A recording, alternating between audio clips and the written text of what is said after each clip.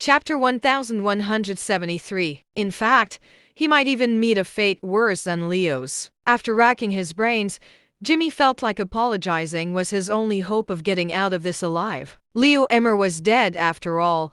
Who was Jimmy in comparison to someone like that? Morgan looked down at Jimmy, shouting, "What's going on here?" Jimmy hardly dared to hide anything.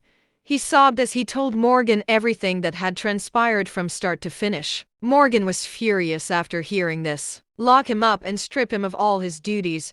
He needs to be punished. More Special Forces agents came forward, handcuffing and dragging away an agonized Jimmy. The other higher-ups and officials present came forward to apologize to Wilbur one by one, loading their apologies with endless praise for Wilbur. Wilbur sneered coldly, paying them no mind. Eventually, Julian hurried over and diverted the topic, chatting with Wilbur. The banquet ended in a hurry after that. Morgan and Julian bid their goodbyes separately to Wilbur, who left to return to North Manand with Demi and the others in tow. Morgan ordered his men to discuss the details of the alliance with Julian and the others, then returned to his office on his own. He closed the door, bursting into tears as he slid to the ground. "I'm sorry, my dear son.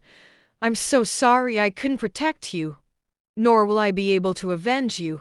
Please forgive me. We need an expert like him for the country to ensure our power and the country's stability.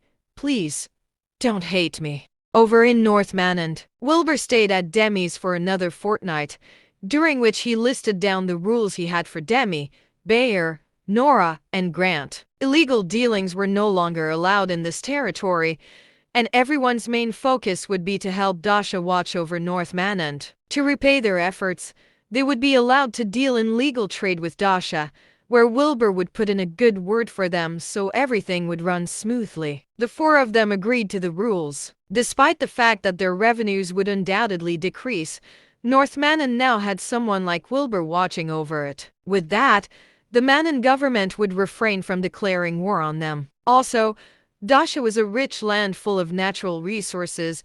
They would be making a good amount of money dealing with such a country anyway. With Wilbur putting in a good word for them, things would only go smoothly for them from this point on. After settling everything, Wilbur returned to Seachertown with Shepard at last. It was already evening by the time they landed.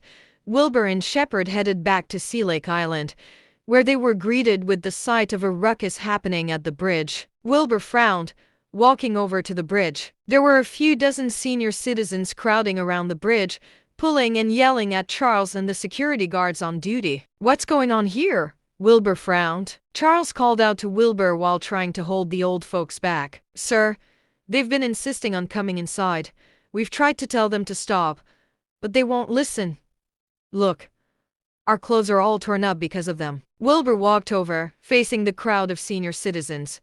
"Ladies and gentlemen, this is now private property. Trespassing is not allowed." "We are not trespassing.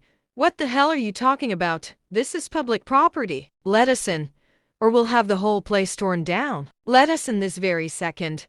You're getting in the way of our evening Zumba." The old folks shouted and pointed at Wilbur, protesting at the top of their lungs. Wilbur furrowed his brows.